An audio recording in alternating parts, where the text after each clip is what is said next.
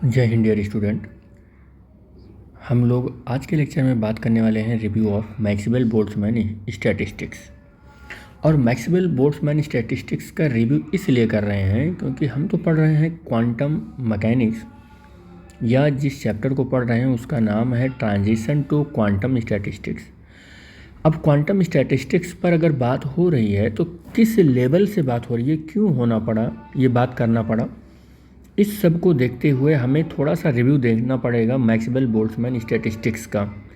और उस Maxwell Boltzmann statistics की टोटल रिव्यू देने की ज़रूरत नहीं है। अगर हमें क्वांटम मैकेनिक्स समझना है तो केवल हमें एक ही बात को ध्यान में रखना है, और वो क्या है, वो है मैक्सवेल बोल्ट्जमैन क्लासिकल डिस्ट्रीब्यूशन। तो केवल मैक्सवेल बोल्ट्जमैन क्लासिकल डिस्ट्रीब्यूशन ही हम देखेंगे। क्या है मैक्सवेल बोल्ट्जमैन क्लासिकल डिस्ट्रीब्यूशन? इसका कंप्लीट लेक्चर फिजिक्स टाइम के यूट्यूब चैनल पर अपलोडेड है, लेकिन यहाँ थोड़ा सा रिव्यू हम देखेंगे कि क्या है ये चीज़, ठीक है।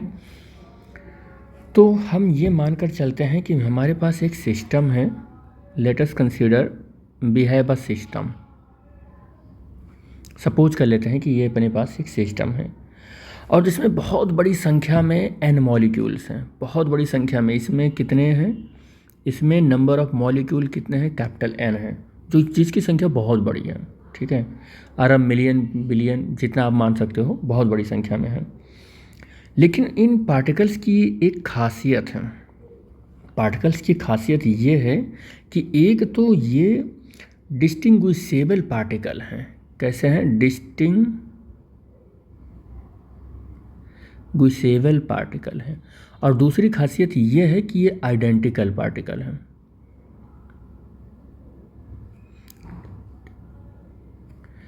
तो इनकी खासियत यही है कि एक बहुत बड़ा अपने पास सिस्टम है जिसमें large number of N molecules or particles हैं। This is the large system. और एन भी क्या है? लार्ज नंबर ऑफ पार्टिकल्स है, लार्ज नंबर ऑफ पार्टिकल है। तो दो चीज़ हमने एन के बारे में लिखा, और तीसरा हमने एन के बारे में ये लिखा कि ये नंबर ऑफ पार्टिकल्स डिस्टिंग्विशेबल हैं और आइडेंटिकल पार्टिकल्स हैं। आप मान सकते हो कि ये नॉन इंटरैक्टिंग गैस मॉलिक्यूल हैं। आप ऐसा भी मान सकते हो कि ये जो एन मॉलिक्यूल हैं ये कैसे हैं? नॉन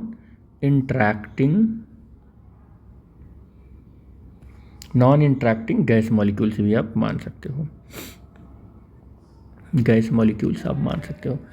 अब नॉन इंटरैक्टिंग का मीनिंग क्या होगा ये भी आप समझ लो। नॉन इंटरैक्टिंग का मतलब अगर एक बार एक पार्टिकल, गैस मॉलिक्यूल, दूसरे गैस मॉलिक्यूल से कोलिजन कर लिया, दूसरे गैस मॉलिक्यूल से ऐसे कोलिजन कर लिया, तो ये कोलिजन याद रखिएगा कि इलास्टिक कोलिजन होगा, इलास्टिक कोलिजन होगा। इन कोलिजन के दौरान इन गैस मॉलिक्यूल का ना तो शेप चेंज होगा और ना ही साइज चेंज होगी, यानी कि एनर्जी भी कंजर्व है, इनकी एनर्जी भी कंजर्व है और मोमेंटम भी कंजर्व है। इनका एनर्जी और मोमेंटम दोनों कंजर्व है।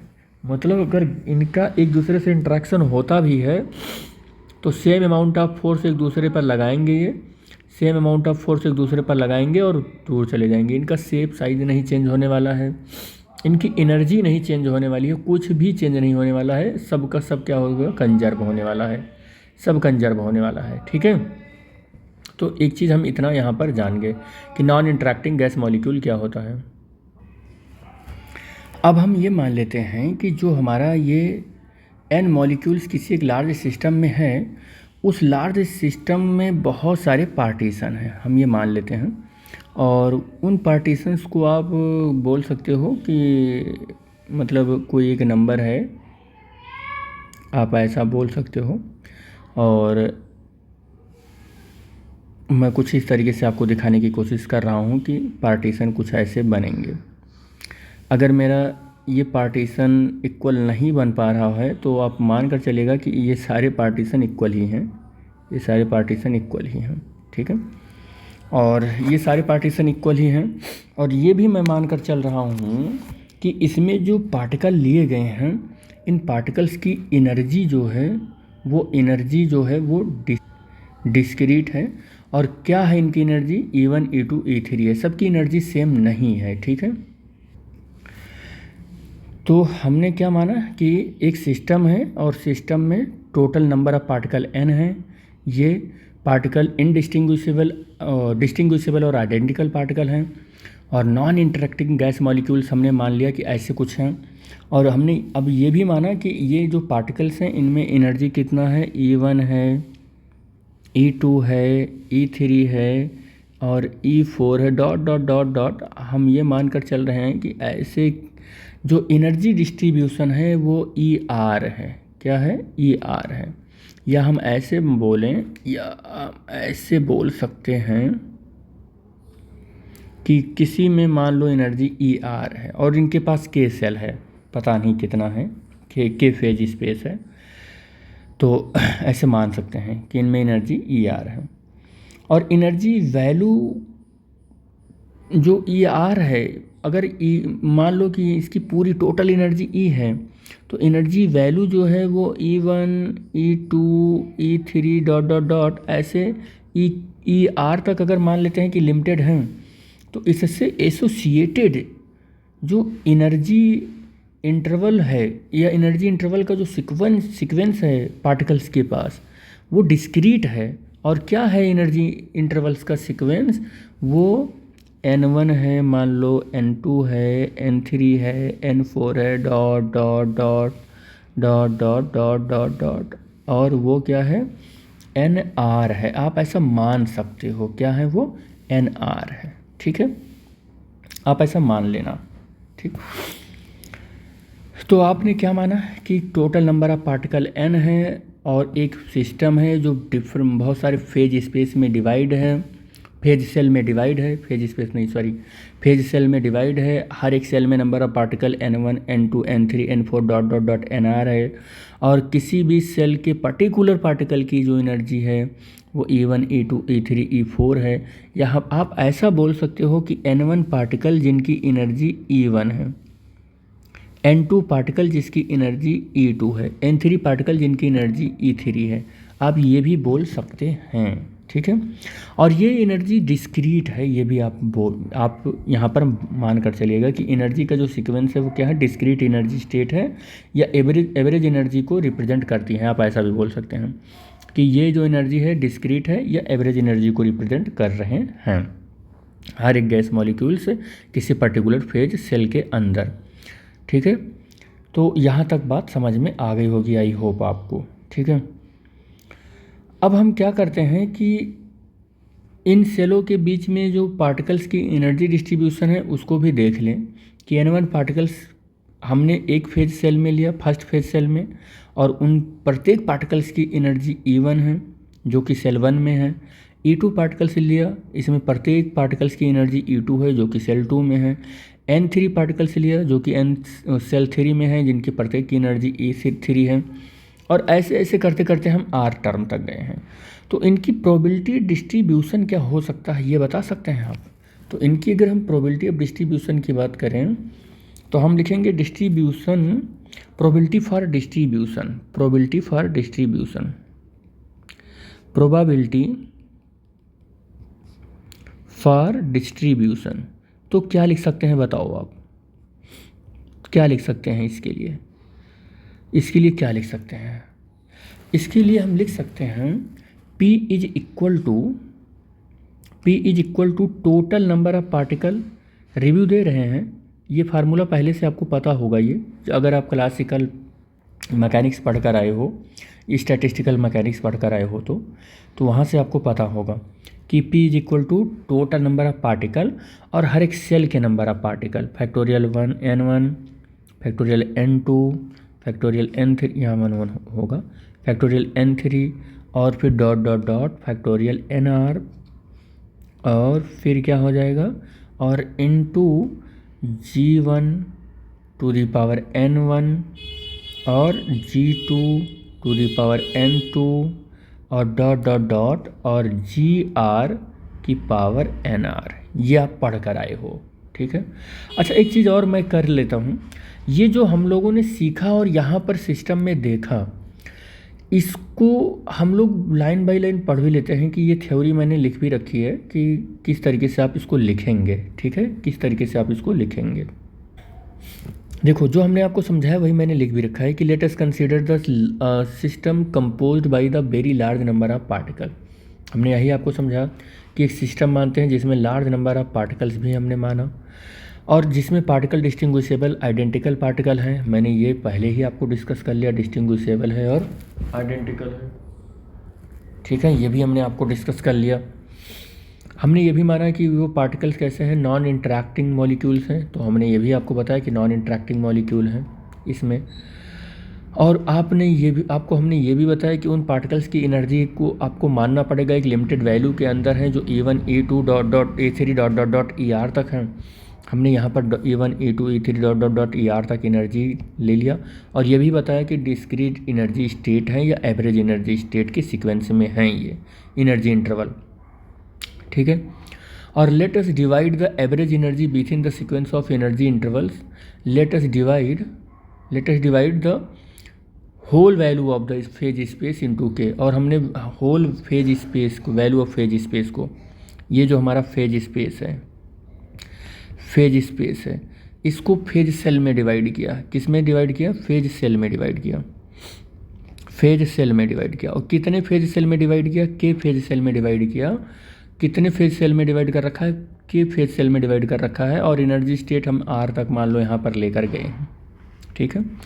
n मॉलिक्यूल्स को डिस्ट्रीब्यूट करने के लिए हम ये मानकर चल रहे हैं कि के फेज सेल में हमने डिवाइड कर दिया। यानी कि अगर यहाँ की एनर्जी लिखें तो E के हो जाएगा और नंबर ऑफ पार्टिकल जो होगा वो n के हो जाएगा, ठीक है। Let us consider the distribution of the molecule with the respect to their energy such as N1। कह रहा है कि हम ऐसा मानकर चलते हैं कि जो एनर्जी हमने डिस्ट्रीब्यूट किया है E1 वो N1 पार्टिकल्स के अंदर सेल 1 में किया है, और N2 देखो N2 मॉलिक्यूल्स के अंदर हमने एनर्जी डिस्ट्रीब्यूट की है E2 जो सेल 2 की है, और and so on probability for the distribution. अब प्रोबेबिलिटी फॉर द डिस्ट्रीब्यूशन अगर हम बात करें तो ये मिलने वाला है हमको, ये मिलने वाला है। और अगर आपको ये नहीं समझ में आ रहा है तो आप इसको ऐसा भी लिख सकते हैं। देखो मैं बता रहा हूँ कैसे लिख सकते हैं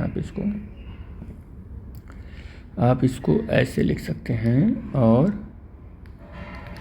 ये यहाँ पर अगर आप लिखेंगे तो शायद ये हो जाएगा GR, ये यहाँ पर हो जाएगा GR और N⁻R ये हो जाएगा। एक बात आपको बताना होगा, यहाँ पर क्या बताना होगा मैं आपसे पूछ रहा हूँ। देखो जब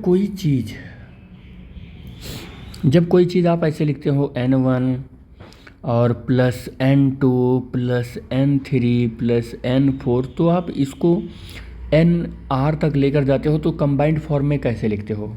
तो आप इसको समेसन होता है तो आप ऐसे सिग्मा लगा लेते हो। क्या लगा लेते हो आप?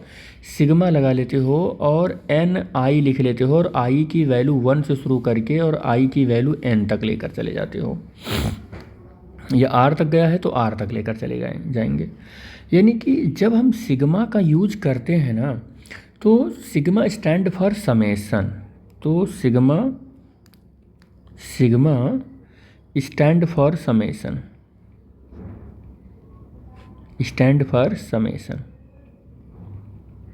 ठीक है।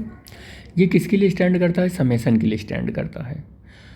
यानी कि कहीं पर भी अगर ऐसे 1 2 3 4 डॉट डॉट डॉट और ऐसे कोई नंबर लिखा रहेगा तो आप इसको क्या लिख दोगे? सिग्मा n लिख दोगे, और I = 1 इंटीजर 1 से शुरू होगा और I की वैल्यू n तक चली जाएगी। ये आप ऐसे लिख लेते हो।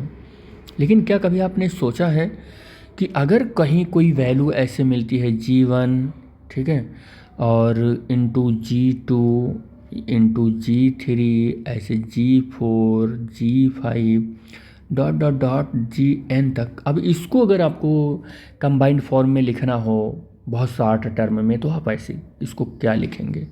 तो इसके लिए आप क्या करेंगे? ऐसे एक सिंबल बनाया गया है जिसको हम कैपिटल पाई बोलते हैं।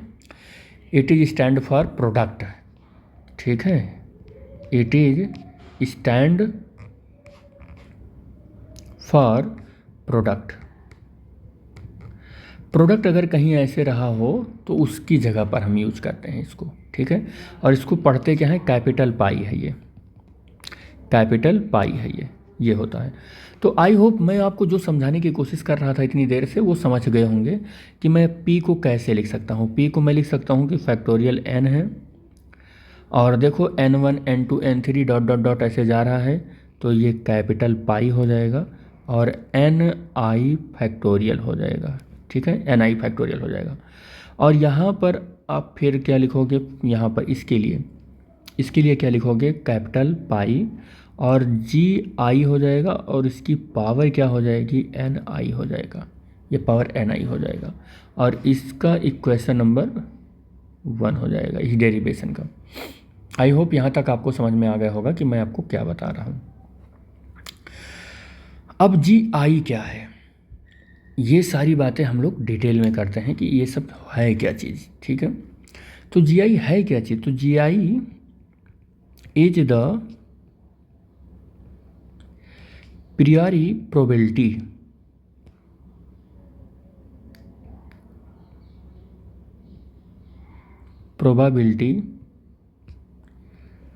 आप ऐसे लिख सकते हो कि where G I is priori probability for a particle है।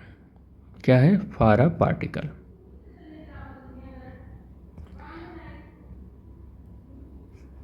To have the energy E I. और ऐसी प्रियोरी प्रोबेबिलिटी है जी आई जिन पार्टिकल्स की एनर्जी ई आई है। क्या है, ई आई है। ठीक है, और अगर ऐसे हमारे पास पार्टिकल हैं और उन ऐसे पार्टिकल्स हैं जिनकी एनर्जी ई आई है, या ये जितनी भी क्वालिटी हम यहाँ पर इस लेक्चर में एक्सप्लेन कर चुके हैं, तो उनके ऊपर 2 लिमिटेशन होगा। क्या होगा, 2 लिमिटेशन होगा। There are 2 limitation. और ये मैं क्लासिकल स्टैटिस्टिक्स में पहले भी बता चुका हूँ। ये दोनों लिमिटेशन या 2 रिस्ट्रिक्शन होंगे, और ये दोनों रिस्ट्रिक्शन मैं बता चुका हूँ कि वो कौन कौन से रिस्ट्रिक्शन होंगे। तो देयर आर 2 लिमिटेशन, और फर्स्ट लिमिटेशन क्या होगा मैं यहाँ पर डिस्कस कर रहा हूँ। फर्स्ट लिमिटेशन क्या होगा कि the total number of particle is fixed. पहला होगा कि the total number of particle is fixed. The total number of particle are, या ऐसे रुको, इज फिक्स्ड एट एन। मैंने पहले ही आपको डिस्कशन में बता रखा है कि ये n पार्टिकल ले रहे हैं, और जब हमने n पार्टिकल ले लिया और सिस्टम में इंट्रोड्यूस करवा दिया, और उसके फर्स्ट सेल में n1 पार्टिकल, दूसरे में n2, तीसरे में n3 dot dot dot rth cell में nr पार्टिकल ले लिया, तो नंबर ऑफ पार्टिकल तो मैंने फिक्स ही कर लिया पहले ही। अब अगर चेंज हो सकता है इस सिस्टम के अंदर, तो एक सेल से दूसरे सेल में नंबर ऑफ पार्टिकल चेंज हो सकते हैं, लेकिन टोटल नंबर ऑफ पार्टिकल तो कभी नहीं चेंज हो सकता है। आई थिंक ये आपको समझ में आ गया होगा कि total number of the particle of the system तो नहीं चेंज हो सकता है, लेकिन क्या चेंज हो सकता है, number of particle in cell change हो सकता है। ये नंबर ऑफ इंडिविजुअल पार्टिकल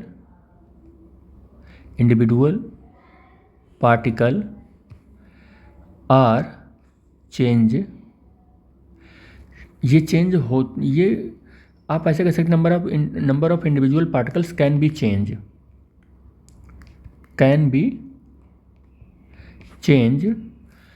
ये चेंज हो सकते हैं, या can may be change, but total number of particles cannot change. ये चेंज नहीं हो सकता, total number of particles change नहीं हो सकता है, ये कांस्टेंट ही रहेगा।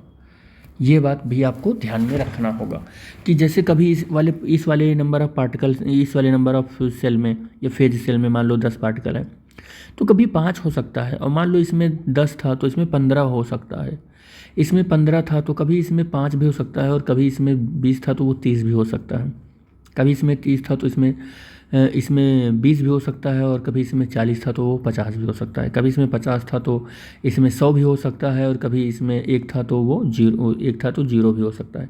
तो number of particles in respective phase cell are change, but the total number of particles does not change.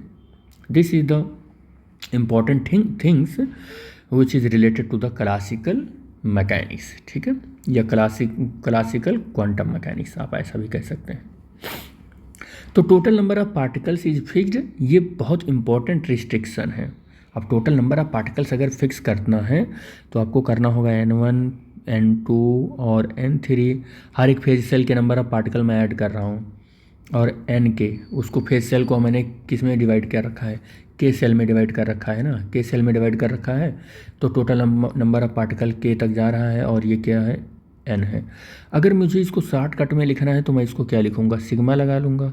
अभी थोड़ी देर पहले हमने बताया कि समेसन कर लेते हैं, I की वैल्यू 1 से लेकर जाते हैं, कहाँ तक लेकर जा रहे हैं, R की वैल्यू K तक लेकर जाना है हमको, R की वैल्यू K तक लेकर जाना है, और NI हो जाएगा, ठीक है, NI हो जाएगा। और अगर आप इसको चाहो तो ऐसे भी लिख सकते हो कि I की वैल्यू 1 तक ले जाना है, R हो जाएगा, समेसन NI हो जाएगा, और जिसकी वैल्यू क्या है, N है, जिसकी वैल्यू क्या है, अच्छा N ना लिखकर मैं पूरी वैल्यू ही लिख देता हूँ, N1 N2 N3 N4 dot dot dot और Nk हो जाएगा और इक्वल टू N। इसे क्वेश्चन नंबर फर्स्ट मान लो आप, इसे क्वेश्चन नंबर फर्स्ट मान लो आप, ठीक है, इसे क्वेश्चन नंबर फर्स्ट मान लो आप। एक रिस्ट्रिक्शन तो हो गया, there are two restriction, two limitation या 2 रिस्ट्रिक्शन इस पर लगते हैं। तो दूसरा रिस्ट्रिक्शन क्या है, दूसरा नेक्स्ट रिस्ट्रिक्शन क्या है कि किसी कांस्टेंट टेम्परेचर पर टोटल एनर्जी जो कंटेंट की होती है वो फिक्स्ड होती है। तो ये बात भी आप लिख लो कि at a constant temperature, constant temperature, अगर टेम्परेचर को क्या हो, कांस्टेंट हो, टेम्परेचर कांस्टेंट हो तो the total energy content is fixed at E, total energy content fix होगा। अब ये कैसे फिक्स होगा, मान लेते हैं कि N1 मॉलिक्यूल के पास एनर्जी E1 है, N2 मॉलिक्यूल्स के पास एनर्जी कितना है, E2 है, N3 मॉलिक्यूल्स के पास एनर्जी E3 है, N4 मॉलिक्यूल्स के पास एनर्जी E4 है, डॉट डॉट डॉट, और के वाले सेल में Nk मॉलिक्यूल्स हैं जिनकी एनर्जी Ek है, और ये टोटल एनर्जी बनेगा। ये क्या बनेगा, टोटल एनर्जी। अरे भाई अगर एक मॉलिक्यूल के पास मान लो 5 जूल है, या आप ऐसे देख लें कि सेल नंबर 1 है, सेल नंबर 1 है, इसमें 10 पार्टिकल हैं, और एक पार्टिकल के पास 5 जूल है एनर्जी, तो 10 पार्टिकल्स के पास कितनी एनर्जी बनेगी, 10 × 5 50 जूल एनर्जी बन जाएगी। भाई एक मॉलिक्यूल के पास 5 जूल है, तो ऐसे 10 मॉलिक्यूल है फर्स्ट सेल में, तो कितना है, इतना बनेगा। ऐसे सेल नंबर 2 में मान लो कि ऐसे 20 मॉलिक्यूल हैं और हर एक की एनर्जी 2 जूल है, तो अब कितना हो जाएगा, 20 × 2 कितना हो जाएगा, 40 जूल हो जाएगा। ऐसे सेल नंबर 1 की एनर्जी, सेल नंबर 2 की एनर्जी, सेल नंबर 3, सारे सेल की एनर्जी ऐड करोगे तो टोटल एनर्जी नहीं मिल जाएगी आपको, टोटल एनर्जी मिल जाएगी आपको, ठीक है, तो नेट एनर्जी मिल जाएगी आपको। तो वही हमने यहाँ भी किया कि मान लो आपने क्या किया, यहाँ आपने ये किया कि सेल 1 सेल 2 सेल 3 में N1 N2 N3 N4 dot dot dot, ऐसे आपने हर एक सेल में, फेज सेल में नंबर ऑफ पार्टिकल डिवाइड किया, और उन पार्टिकल से एसोसिएटेड हर एक मॉलिक्यूल की एनर्जी भी आपने डिवाइड कर दी, E1 E2 E3 है, तो total energy of the system क्या हो जाएगा, यही हो जाएगा, सेकेंड रिस्ट्रिक्शन यही हो जाएगा जो हमने यहाँ पर लिख रखा है। इसे इक्वेशन नंबर 2 मान लो आप, this is the equation number 2, ये इक्वेशन नंबर क्या हो गया, 2 हो गया। और चाहो तो आप इसे इक्वेशन नंबर, चलो ठीक है, इक्वेशन नंबर 1 और 2 ही कर लो, ठीक है। अब अगर आप थर्मोडाइनमिकल प्रोबेबिलिटी लगाते हैं, अब अगर आप इस रिस्ट्रिक्शन के बाद सिस्टम पर थर्मोडाइनमिकल प्रोबेबिलिटी लगाते हैं, थर्मोडाइनमिकल प्रोबेबिलिटी लगाते हैं, तो ये मिलेगा आपको Ni, और क्या मिलेगा, पाई और Ni। थर्मोडाइनमिकल प्रोबेबिलिटी को मैं ओम से लिख रहा हूँ कि पी से लिख रहा हूँ, देखो पी से लिख दिया है मैंने, चलो ठीक है, कोई दिक्कत नहीं, यहाँ पी ही कर लो, वो ओम ही कर लो, कोई दिक्कत नहीं है, ओम से लिख लो, पी से लिख लो, पता होना चाहिए कि हम कौन सी प्रोबेबिलिटी लिख रहे हैं, बस, और कोई दिक्कत नहीं है।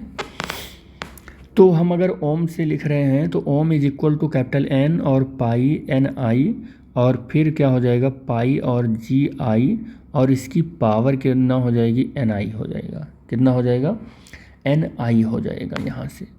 अब जी आई क्या है एन आई क्या है आपको पहले ही से पता है, और पॉसिबल डिस्ट्रीब्यूशन है ये, यहाँ पर फिर मैं एक बार लिख ही देता हूँ कि ये क्या है पॉसिबल डिस्ट्रीब्यूशन है ये।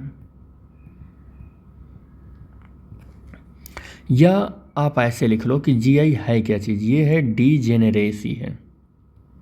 क्या है ये डीजेनरेसी है। डीजेनरेसी मतलब होता क्या है, ये multiplicity of the energy level of E I है। जितने एनर्जी लेवल में या कह सकते हैं एनर्जी स्टेट बन है वो है जी आई। जी आई क्या है, किसी एक फेज सेल के अंदर कितने एनर्जी स्टेट पॉसिबल हैं वो है जी आई। या मैं लिख ही देता हूँ मल्टी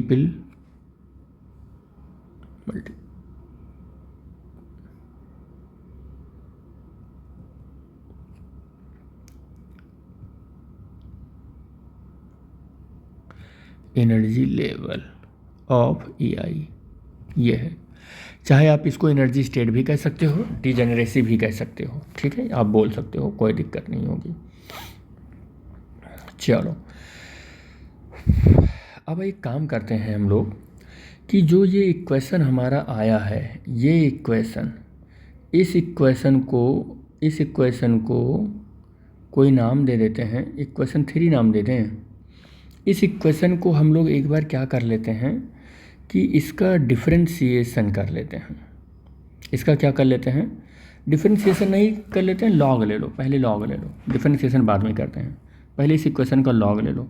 तो मैं लिख देता हूँ पहले taking log on the both side, taking log on the both side, दोनों साइड पर आप क्या करो लॉग ले लो आप इसका, बोथ साइड दोनों साइड पर इसका लॉग लो। लॉग लोगे तो लॉग ओम, और यहाँ पर लॉग लोगे ना तो क्या हो जाएगा लॉग ये पूरा टर्म एन आई और पाई और एन आई स्मॉल एन आई होगा, स्मॉल एन आई होगा यहाँ पर, ठीक है एन आई मिट क्यों नहीं रहा एन आई और अरे यार जी आई और पावर एन आई, और ये हो जाएगा लॉग ले लिया हमने इस टर्म का। अब आप क्या लिखोगे इसको log Om is equal to log, इस पूरी वैल्यू को m मान लो, इस पूरी वैल्यू को मैं ऐसे लिख रहा हूँ देखो ऐसे, इस पूरी वैल्यू को आप m मान लो और इस पूरी वैल्यू को n मान लो और इसको m। तो log m इंटू एन का फार्मूला क्या होता है, log m इंटू एन का फार्मूला क्या होता है, ये होता है log m plus log n होता है, क्या होता है log m plus log n होता है।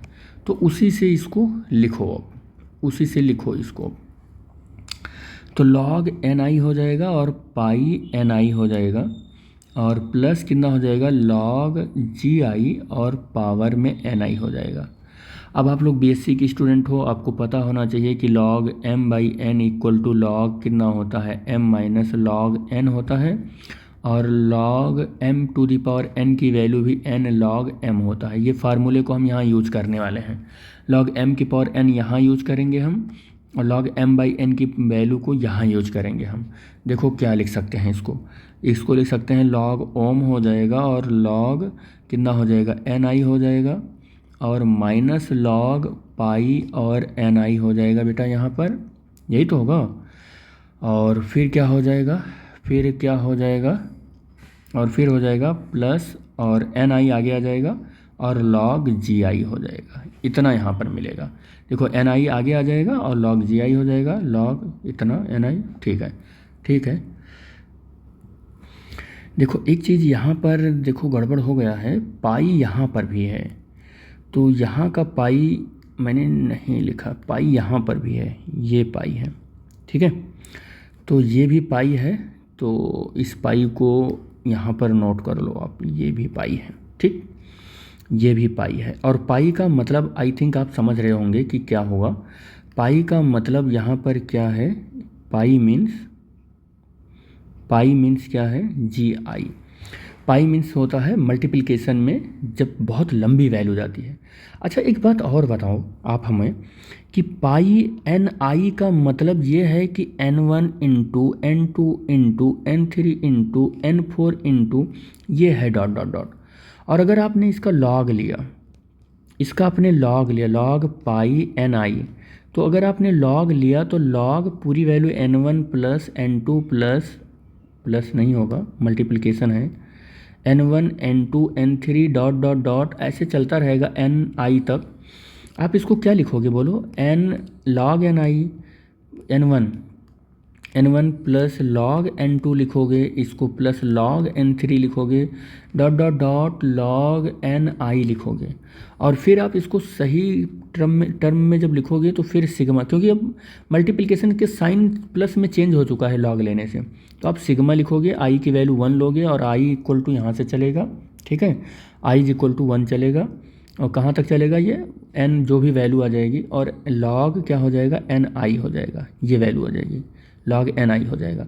यानी कि log पाई और n आई को इस तरीके से आप लिख सकते हो, इस तरीके से आप लिख सकते हो, ये जो वैल्यू है, ये जो वैल्यू है इसको आप इतना लिख सकते हो, log क्या लिख सकते हो, log n आई लिख सकते हो आप इसको, ठीक है। अच्छा सिमिलरली इसी तरीके से इस वाली वैल्यू को आप क्या लिख पाओगे, इस वाली वैल्यू को n आई और पाई और जी आई, यहाँ पर लॉग नहीं लिखा क्या, लॉग भी तो है यहाँ पर, देखो ये गड़बड़ हो रहा है, ध्यान से करना इसको। लॉग इतना हो गया है, n पाई हो जाएगा और प्लस और n आई, रुको रुको रुको रुको रुको भाई, लॉग ले रहे हैं हम, तो लॉग कितना हो जाएगा, ये हो जाएगा पाई और जी आई की पावर एन आई, ठीक है। तो यहाँ से ये हमारा आगे आ जाएगा और इसकी वैल्यू को भी हम क्या लिख सकते हैं, इसकी वैल्यू को भी हम लिख सकते हैं, एन आई आगे आ गया है और ये हमारा क्या हो जाएगा, जी लॉग लगा के लॉग और पाई जी आई इसको भी हम क्या लिख सकते हैं, ये इसको हम लिख सकते हैं n1, और अब देखो n1 नहीं है, ni है, ये ni है, और फिर इससे भी हम log क्या लिख सकते हैं, जी आई प्लस इंटू, या इंटू मत लगाओ भाई, आप ऐसे लिखो log जी आई प्लस G1 आई नहीं 1 2 और G3 G4 dot dot dot और और जितना टर्म आप ले जाना चाहें एन आई, जितना टर्म ले जाना चाहें ले जाओ। और अब आप इसको क्या लिखोगे, देखो ये जो सिग्मा है ना, ये मल्टीप्लिसिटी में ही तो आता है, सिग्मा बोल रहे हैं सॉरी, वो पाई है, पाई यहीं पर आता है जहाँ पर प्रोडक्ट होता है। अब हमने पाई लगाया, आगे लॉग लगा हुआ है, लॉग क्या करेगा, इसको log m plus n plus n1 n2 n3 में या g1 g2 g3 में डिवाइड कर, वो मल्टीपल को वो प्लस में चेंज कर देगा। देखो लॉग क्या करेगा, ये मल्टीप्लाई का सिंबल है, इन सबको प्लस में चेंज कर देगा, ठीक इस तरीके से जैसे यहाँ पर हुआ। यानी कि n1 इक्वल टू कितना हो जाएगा, log g1 plus log g2 plus log g3 ऐसे कन्वर्ट हो जाएगा, प्लस लॉग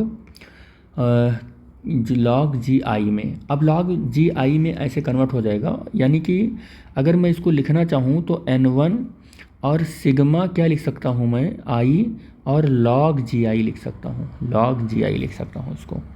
तो वही काम इसके लिए भी कर लेना है, तो इसको भी मैं यहाँ पर क्या कर ले रहा हूँ, अब इस वाले ये जो हमारा टर्म आया था, इसमें थोड़ा सा इम्प्लीमेंट करूँगा अब, ठीक है। अब थोड़ा सा इम्प्लीमेंट हमको करना है, ये पाई और लॉग पाई और जी आई इम्प्लीमेंट करना है। तो इसकी जगह पर हमको क्या लिखना है, इसकी जगह पर क्या लिखना है, देखो ध्यान से। तो लॉग ओम, मैं चाहता तो डायरेक्ट भी लिख सकता था, लेकिन मैं समझा कर इसलिए लिख रहा हूँ कि ताकि आपको कोई प्रॉब्लम ना हो कि हमारा जो ये पाई है ये सिग्मा में बदला कैसे, ठीक है। तो लॉग यहाँ पर कितना हो जाएगा, ये हो जाएगा, ये अभी हमने लॉग पाई एन आई को कन्वर्ट किया और ये आई से और लॉग एन आई हो गया है और माइनस प्लस हो जाएगा, प्लस कितना हो जाएगा एन आई, या आप ऐसे इसको लिखो, इसको सिग्मा और आई और एन आई और लॉग जी आई। इतना आई होप आपको समझ में आ गया होगा, हमने इतना कर लिया। ठीक है, देखो ये जो ट्रांजिशन टू क्वांटम स्टैटिस्टिक्स है, ये मैं चाहता तो अब इसको डेरिवेशन करने की ज़रूरत नहीं है, इससे पहले भी मैं डेरिवेशन कर चुका हूँ इसका, लेकिन दोबारा इसलिए डेरिवेट करके यहाँ पर बता रहा हूँ ताकि आपको, अगर आप वो वीडियो नहीं देखे हैं स्टैटिस्टिकल मैकेनिक्स में जाकर, तो भी आपको यहाँ पर समझ में आ जाए कि ये डेरिवेशन कैसे हुआ है या क्या हो रहा है। ये मैं वैसे ही कर दे रहा हूँ आपको दोबारा कि आपको रिवाइज हो जाए कि किस तरीके से वो डेरिवेट किया गया था। तो ये पूरा फार्मूला हम यहाँ पर आप कैसे लिख रहे हैं, लॉग ओम और लॉग एन आई और प्लस सिग्मा आई और एन आई और लॉग जी आई हो जाएगा और माइनस सिग्मा आई और लॉग एन आई हो गया। थोड़ा सा इधर उधर कर लिया मैंने वैल्यू को। We assume that N is very large, ये हम पहले भी मान चुके हैं और यहाँ लिख देते हैं ये बात। We assume that N is very large, very large, very large and apply Stirling formula. अब स्टार्लिंग फार्मूला क्या है, आई होप आप सबको पता होना चाहिए कि ये स्टार्लिंग फार्मूला है क्या चीज़, क्या है, मैं लिख भी देता हूँ। अगर लॉग फैक्टोरियल n है तो स्टार्लिंग फार्मूला कहता है कि इसे n log capital N minus n कर लो, आप ऐसे लिख लो आप। और ये स्टार्लिंग फार्मूला आप यहाँ पर अप्लाई करो, यहाँ पर अप्लाई करो। पहले log Om is equal to n हो जाएगा और लॉग n हो जाएगा और माइनस n हो जाएगा। अब यहाँ पर अप्लाई करो स्टार्लिंग फार्मूला। ठीक है, यहाँ पर अप्लाई करोगे तो क्या मिलेगा आपको, चलो स्टार्ट करते हैं। तो सिग्मा आई एन, अच्छा यहाँ जी आई है, यहाँ पर स्टार्लिंग फार्मूला नहीं लगेगा, नंबर ऑफ पार्टिकल्स के लिए लगाओ आप, यहाँ पर लगेगा। इसको एज इट इज लिखो आप, सिग्मा आई और एन आई और लॉग जी आई ऐसे रहने दो इसको, माइनस और यहाँ पर सिग्मा आई और ब्रैकेट के अंदर लॉग एन आई क्या हो जाएगा, एन आई हो जाएगा, लॉग एन आई हो जाएगा और माइनस एन आई हो जाएगा। अब आप क्या करोगे, n लॉग n हो जाएगा, माइनस n हो जाएगा और प्लस सिग्मा आई और एन आई और लॉग जी आई और माइनस, अब अंदर मल्टीप्लाई कर लो सिग्मा का, सिग्मा आई एन आई और लॉग एन आई होगा और प्लस सिग्मा आई और एन आई। अब आपको एक चीज़ दिख रहा होगा कि सिग्मा आई एन आई की वैल्यू क्या होगी। देखो रिस्ट्रिक्शन जहाँ पर दोनों लिखे हैं, ये देखो सिग्मा एन आई की वैल्यू है capital N। From equation first से ये वैल्यू पुट कर दो, फ्रॉम इक्वेशन फर्स्ट क्या होगा, from equation first sigma I N is की वैल्यू कैपिटल N है, ये वैल्यू यहाँ पुट करो। तो log Om is equal to n log capital N minus n plus sigma I और N I log ji I और minus आई और N I और लॉग एन आई और प्लस इसकी यहाँ पर कैपिटल N रखोगे। आप देखोगे कि ये वैल्यू जो n है ये वैल्यू कैंसिल हो जाएगा और फिर आपको क्या मिलने वाला है, फिर आपको मिलने वाला है log Om is equal to n log n और plus sigma I N I log ji I और minus sigma I N I और लॉग एन आई। अब आप क्या करो, इसको डिफरेंशिएट कर लो आप, differentiating both side we will get. ठीक है, डिफरेंशिएट करो अब इसको आप।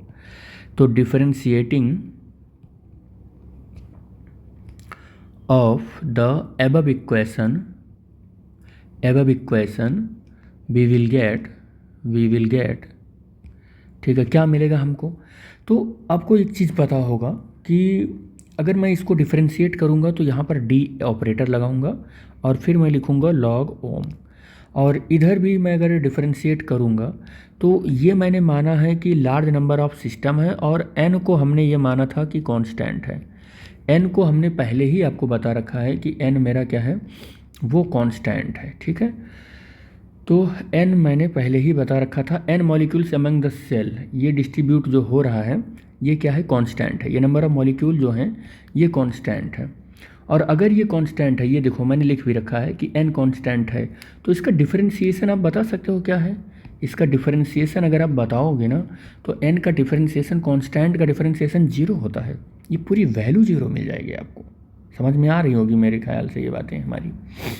तो अगर इसका डिफरेंशिएशन 0 हो गया तो इसकी जगह पर 0, और यहाँ पर फर्स्ट इंटू सेकंड लगा लो आप। फर्स्ट इंटू सेकंड का फार्मूला, फर्स्ट इंटू सेकंड का फार्मूला कहता है फर्स्ट को ऐसे लिख लो, फर्स्ट को लिख लो आप ऐसे, और लॉग क्या हो जाएगा, लॉग फर्स्ट को ऐसे लिखोगे एन आई, और दूसरे का डिफरेंशिएशन मतलब जी आई का डिफरेंशिएशन हो जाएगा। ठीक है, तो आप जी आई का डिफरेंशिएशन करोगे तो क्या आ जाएगा, लॉग जी आई का। देखो एक चीज़ और बता दूं मैं यहाँ पर, वो मैं लिखना थोड़ा सा मेरे दिमाग से स्लिप हो गया।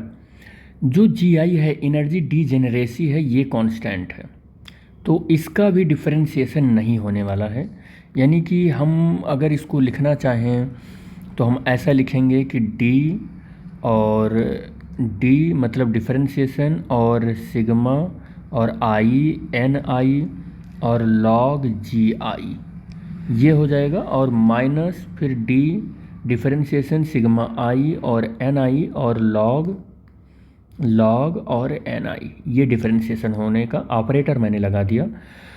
और अब आप अगर देखो तो कांस्टेंट को बाहर कर लो, क्योंकि जी आई को लॉग जी आई कांस्टेंट है, तो लॉग जी आई कांस्टेंट है, तो डिफरेंशिएशन होगा तो केवल और केवल किसका हो जाएगा, केवल हो जाएगा डी एन आई का हो जाएगा, और सिग्मा आई हो जाएगा यहाँ। और फिर माइनस यहाँ पर फर्स्ट इंटू सेकंड लगा लो, फर्स्ट इंटू सेकंड लगा लो, तो ब्रैकेट के बाहर, तो first log ji I sigma I ऐसे लिख लो, log N I, sorry log N I as it is first into second का डिफरेंशिएशन, तो डी एन आई हो जाएगा, और plus N I as it is रहने दो, और अब लॉग एन आई का होगा तो 1/n आई हो जाएगा, और डी एन आई हो जाएगा।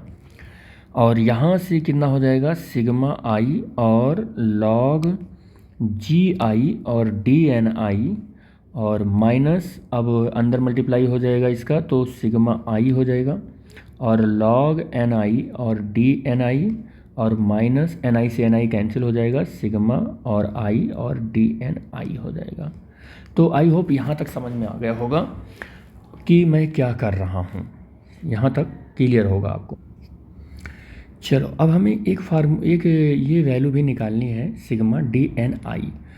अब हमारे पास जो कांस्टेंट था उस कांस्टेंट पर मूव करते हैं, ये मेरे पास मिल गया कांस्टेंट, ये वाला कांस्टेंट, इस पर ध्यान दो आप। इसका एक बार डिफरेंशिएशन करो, इसका एक बार डिफरेंशिएशन करोगे तो sigma I equal to 1 R और डी एन आई हो जाएगा, और इस डी एन वन का डी एन वन हो जाएगा, डी एन टू हो जाएगा, प्लस डी एन थ्री हो जाएगा, प्लस डॉट डॉट डॉट, और डी एन के हो जाएगा, क्या हो जाएगा, डी एन के हो जाएगा, और इक्वल टू, अब इसका डिफरेंशिएशन करोगे तो ये तो वैल्यू कांस्टेंट है, ये वैल्यू कांस्टेंट है, तो ये वैल्यू पूरी 0 हो जाएगी। इसका मतलब इन शॉर्ट मैं आपको ये समझाने की कोशिश कर रहा हूँ कि आर की वैल्यू आई आप ले रहे थे सिग्मा आई, और डी एन आई की जो वैल्यू है वो वैल्यू क्या मिल रही है, 0 मिल रही है। देखो नेट तो 0 ही मिल रही है, तो अगर आप ध्यान से देखो तो ये वैल्यू यानी कि सिग्मा आई और डी एन आई की वैल्यू है वो 0 मिल रही है, और अगर 0 मिल रही है तो सिग्मा आई और लॉग जी आई और D N i minus sigma I और लॉग क्या होगा, लॉग और N I D N I और माइनस 0 हो जाएगा। फिर हमको क्या मिलेगा, केवल सिग्मा आई और लॉग जी आई मिलेगा, डी एन आई मिलेगा, माइनस सिग्मा और लॉग एन आई और डी एन आई मिलेगा। ठीक है, और इस साइड में हमको क्या मिलेगा, डी लॉग ओम मिलेगा। ये वैल्यू मैं पहले से ही लेकर आ रहा था। अब आपको बताऊं कि आगे थोड़ा सा यहाँ पर अब हम लोग काम करने वाले हैं। By applying the method of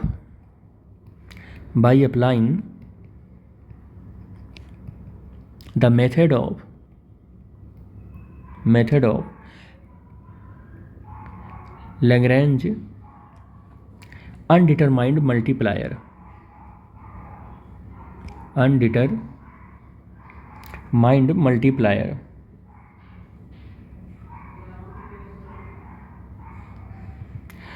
अब अगर मैं अनडिटरमाइंड मल्टीप्लायर्स को यूज करूं इन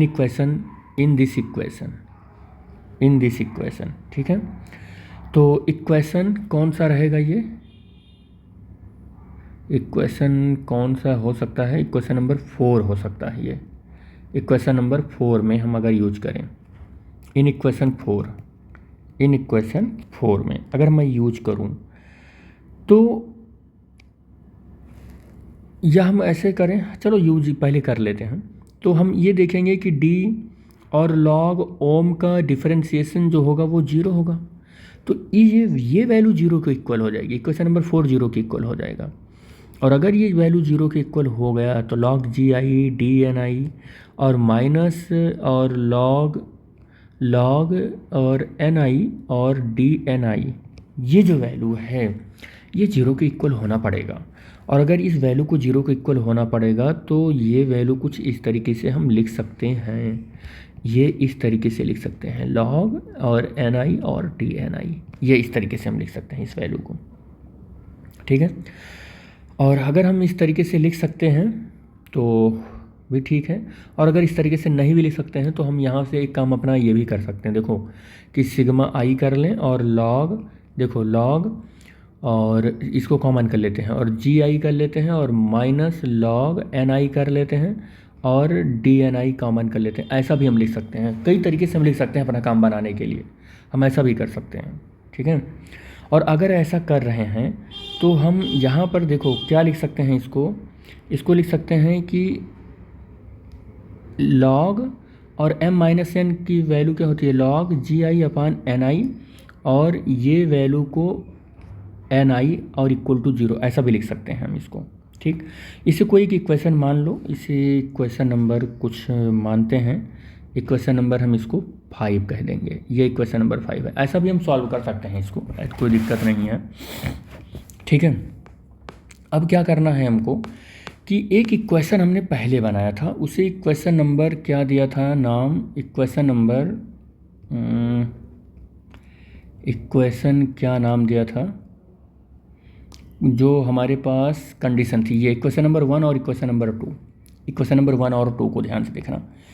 इक्वेशन नंबर 1 में अल्फ़ा से मल्टीप्लाई करो और इक्वेशन नंबर 1 में अल्फ़ा से मल्टीप्लाई करो, इक्वेशन 1 में अल्फ़ा से मल्टीप्लाई करो, ठीक है। और इक्वेशन नंबर बी में, जो इक्वेशन नंबर बी है, यानी कि हमने बी माना था कि क्या माना था, 2 माना था शायद, इक्वेशन नंबर 2 माना था, ये इक्वेशन नंबर 2 माना था, मेरे दिमाग में बी चल रहा है। इक्वेशन नंबर 2 में बीटा से मल्टीप्लाई करो, और इक्वेशन नंबर 5 में, इक्वेशन नंबर जो 5 है,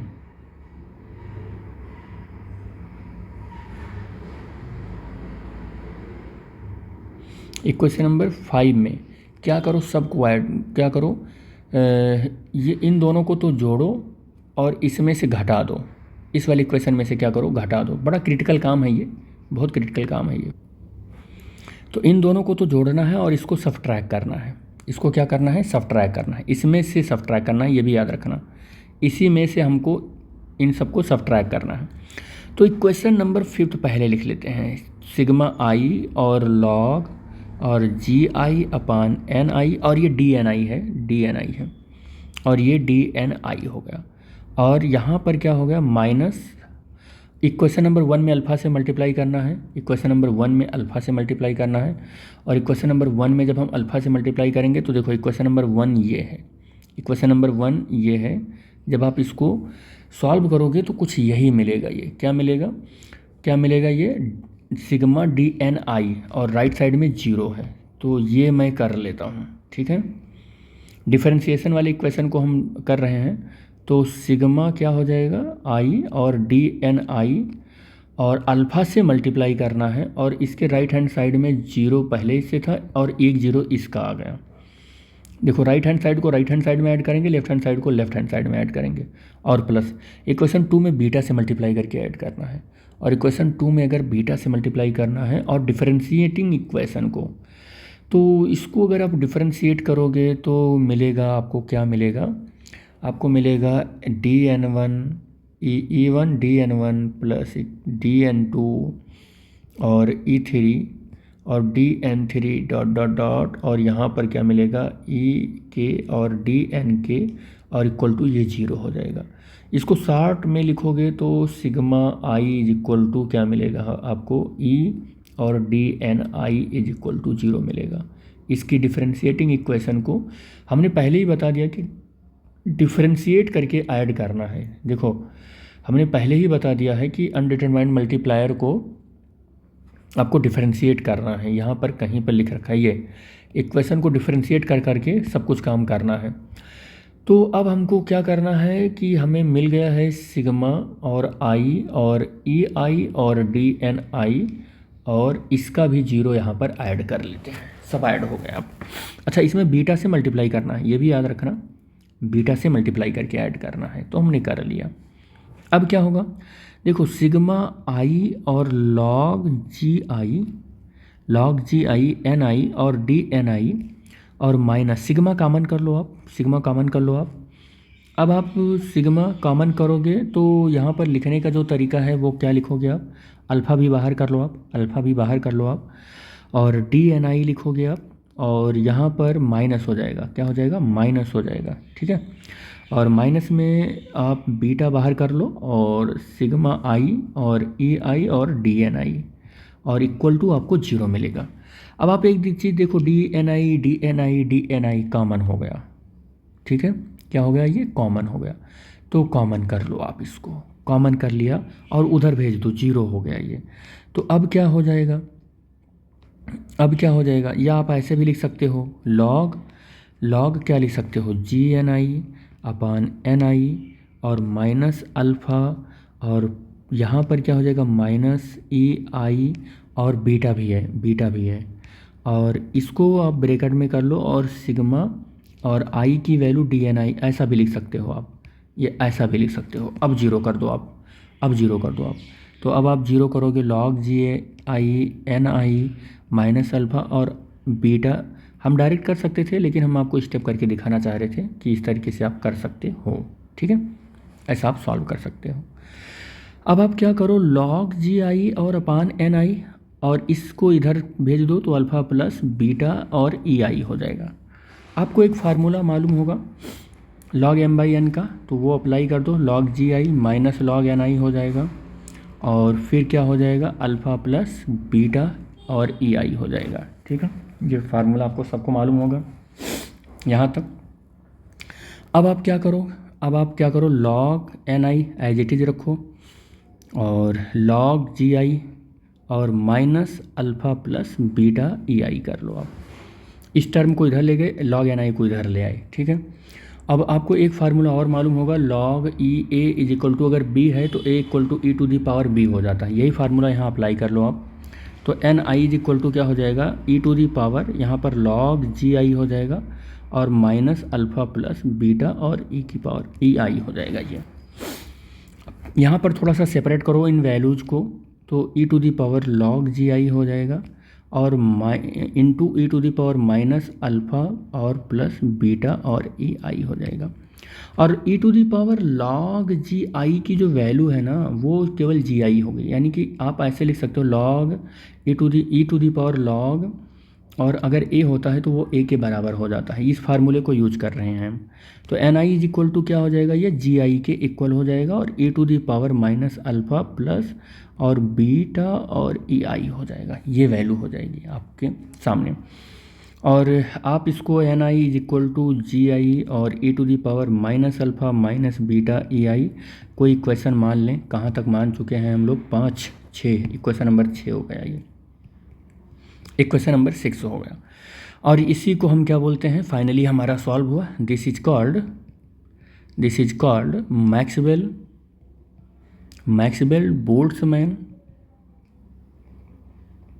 बोल्ट्जमैन डिस्ट्रीब्यूशन लॉ। यही है डिस्ट्रीब्यूशन लॉ।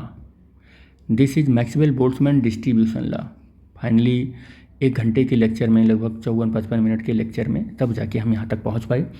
इस डेरिवेशन को मैं फिर बता दूँ कि मैंने कर रखा है मैक्सवेल बोल्ट्जमैन डिस्ट्रीब्यूशन वाले चैप्टर में, और यहाँ पर भी मैंने किया, इसलिए किया कि जो लोग वहाँ जाके नहीं देख सकते हैं यहाँ पर आप देख सकते हैं। ठीक है, तो यहाँ पर हो गया इतना। आप यहाँ पर थोड़ा सा इस इक्वेशन को और मॉडिफाई कर भी सकते हैं, ऐसा नहीं है कि यही फाइनल आंसर आप लिख दें।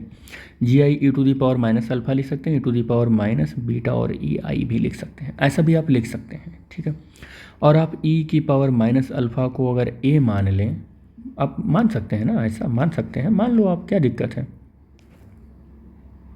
देखो अगर आप ऐसा मान लेते हैं तो N I is equal to G I हो गया और ए हो गया और A to the power minus beta और ई आई हो गया। ठीक है, अब आप क्या कर सकते हो, यहाँ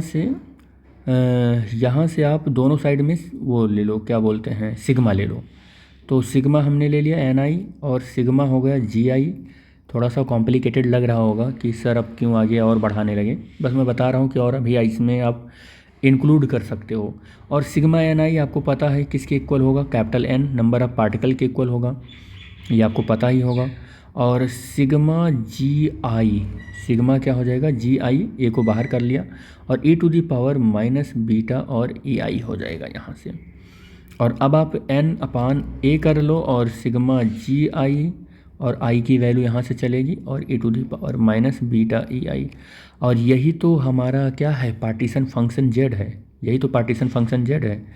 तो सिग्मा आई और जी आई और E to the power minus beta E I, partition function Z को भी तो मैंने देखो यहाँ से सॉल्व कर दिया।